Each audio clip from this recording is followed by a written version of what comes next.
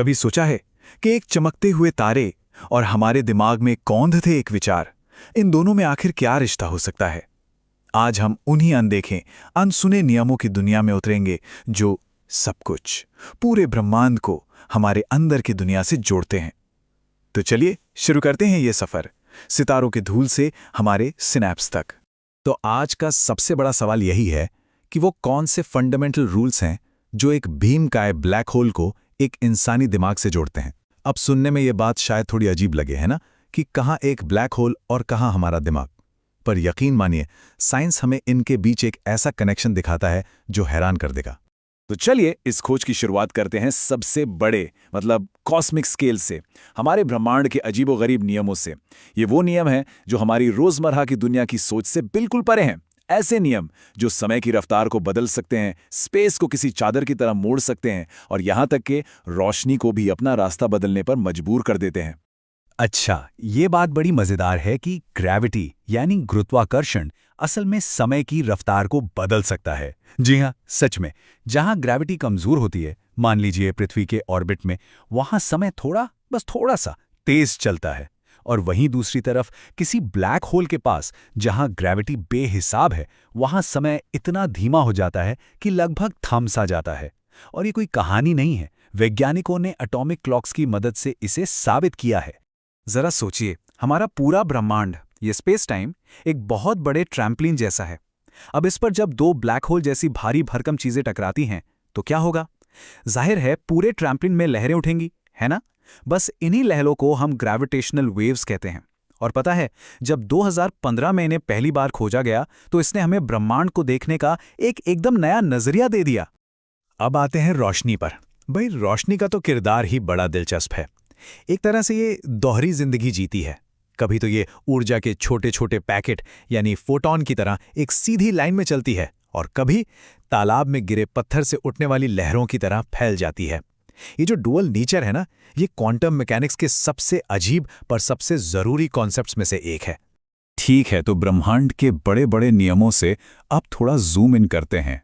चलिए अब उन नियमों पर आते हैं जो असल में हर चीज को बनाते हैं, हमारे आसपास का हर पदार्थ, हर एटम और सारी ऊर्जा। ये इक्वेशन E = mc², इसे तो सबने देखा ही होगा, पर इसका असली मतलब क्या है? बहुत सिंपल है। ये बताता है कि एनर्जी और मैटर, ऊर्जा और पदार्थ, एक ही चीज के दो अलग अलग रूप हैं। आप एक को दूसरे में बदल सकते हैं। एक जरा से पदार्थ से भी आप बहुत सारी ऊर्जा बना सकते हैं, बिल्कुल वैसे ही जैसे सूरज के अंदर होता है या फिर न्यूक्लियर रिएक्टर्स में। चलिए अब बात करते हैं ठंड की, ठंड की एकदम आखिरी हद की। इसे कहते हैं एब्सोल्यूट जीरो या परम शून्य। ये वो तापमान है जहां इतनी ज्यादा ठंड होती है कि मॉलिक्यूल्स की सारी हलचल, सारी वाइब्रेशंस लगभग रुक जाती है, थम सी जाती है। ये ब्रह्मांड का अल्टीमेट कोल्ड है। इससे ज्यादा ठंडा कुछ भी नहीं हो सकता। केमिस्ट्री का एक बहुत ही सिंपल पर बहुत जरूरी नियम है। नियम यह है कि आप मैटर को, पदार्थ को, ना तो बना सकते हैं और ना ही मिटा सकते हैं। इसे ऐसे समझिए जैसे आपके पास लेगो ब्लॉक्स हैं। आप उन ब्लॉक्स से एक घर तोड़कर एक गाड़ी बना सकते हैं, पर ब्लॉक्स तो उतने ही रहेंगे, है ना? बस केमिकल रिएक्शंस में भी बिल्कुल यही होता है। एटम्स बस अपनी जगह बदलते हैं, वो कभी खत्म नहीं होते। और इसी केमिस्ट्री की दुनिया में पानी तो किसी सुपर हीरो से कम नहीं है। इसके पास एक सुपर पावर है जिसे पोलैरिटी कहते हैं। आसान भाषा में समझें तो पानी का हर मॉलिक्यूल एक छोटे से चुंबक जैसा है, और इसी वजह से ये नमक, चीनी जैसी जरूरी चीजों को अपने अंदर घोल लेता है और हमारे शरीर के अंदर न्यूट्रिएंट्स को एक जगह से दूसरी जगह पहुंचाने का जरूरी काम करता है।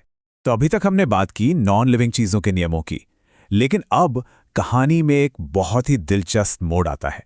अब हम ये देखने वाले हैं कि कैसे इन्हीं सिंपल नियमों का इस्तेमाल करके जिंदगी जैसी कॉम्प्लेक्स और खूबसूरत चीज उभर कर आती है। जिंदगी का विकास यानी एवोल्यूशन असल में 3 बहुत ही सीधे साधे कदमों पर चलता है। सबसे पहला कदम वेरिएशन, यानी हर कोई एक दूसरे से अलग है, कोई भी दो जीव बिल्कुल एक जैसे नहीं होते। दूसरा कदम सिलेक्शन, यानी माहौल या प्रकृति उन जीवों को चुनती है जिनके गुण उस माहौल के लिए सबसे बेहतर हैं। और तीसरा कदम इनहेरिटेंस, जो बेहतर गुण हैं वो अगली पीढ़ी में पास हो जाते हैं। बस यही सिलसिला चलता रहता है। अब एक हैरान करने वाली बात, क्या हो अगर हम कहें कि हमारे शरीर की हर एक कोशिका के अंदर कुछ बहुत पुराने, बहुत ही प्राचीन मेहमान रहते हैं? जी हाँ, ये एक छोटा सा रहस्य है जो हमारे वजूद की एक बहुत बड़ी कहानी बताता है। और इस रहस्य का नाम है एंडोसिम्बायोसिस। ये थ्योरी सच में कमाल की है।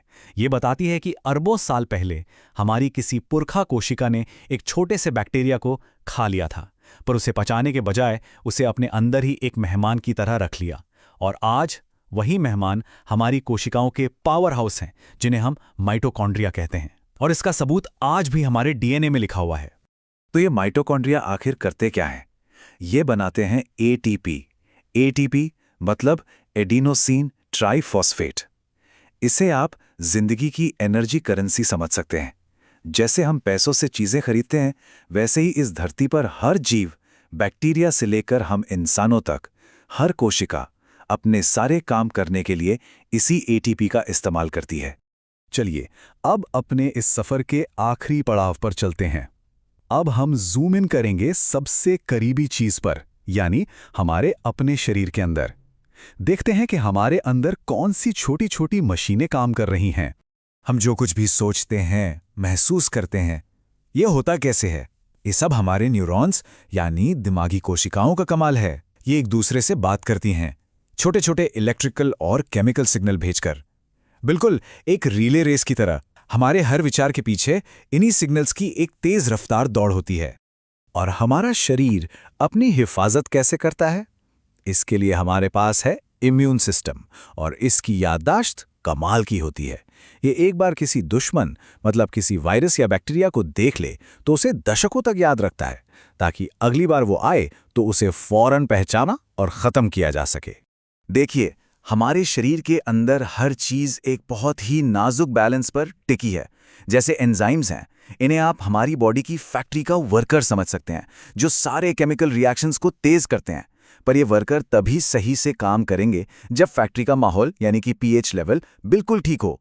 अगर माहौल जरा सा भी बदला तो सारा काम ठप पड़ सकता है। और इन सब चीजों के, सब प्रक्रियाओं के केंद्र में है एक छोटा सा मगर सबसे ताकतवर खिलाड़ी, इलेक्ट्रॉन। जी हाँ, यही वो कण है जो एटम्स को आपस में जोड़कर मॉलिक्यूल बनाता है। यही हमारे शरीर के अंदर केमिकल रिएक्शंस को चलाता है, और यही हमारे घरों के तारों में बिजली बनकर दौड़ता है। जिंदगी के सबसे छोटे लेवल से लेकर हमारी आज की दुनिया तक सब कुछ इसी से जुड़ा है। तो स्पेस टाइम में उठने वाली लहरों से लेकर हमारे न्यूरॉन में चमकने वाली एक चिंगारी तक, क्या हम सब बस सितारों की धूल हैं जो उन्हीं यूनिवर्सल नियमों से बंधे हैं जो हर चीज को चलाते हैं?